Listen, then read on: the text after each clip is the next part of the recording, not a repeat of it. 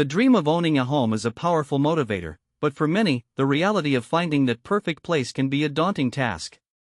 Enter the fixer-upper, a controversial yet enticing option for those seeking a unique path to homeownership. Jess and Rick Sowerby's journey is a testament to the potential rewards and challenges of this approach. After an exhaustive search, they decided to take a leap of faith and purchase a 1930s semi-detached house in need of some serious TLC. It was a risky move, Jess reflects, but we were determined to make it our own.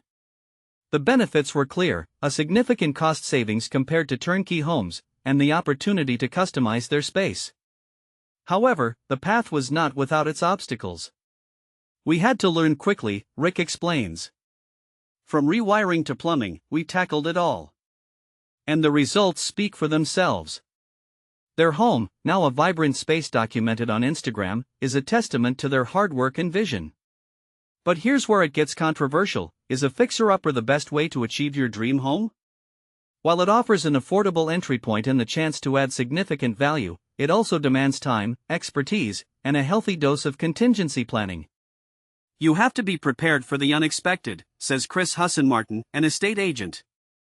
From hidden wells to structural issues, surprises can quickly derail your budget and timeline.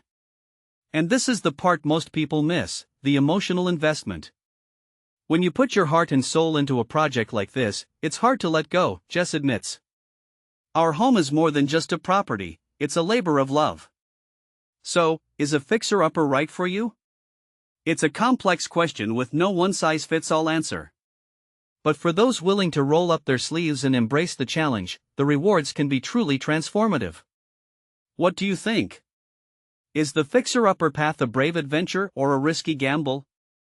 We'd love to hear your thoughts in the comments.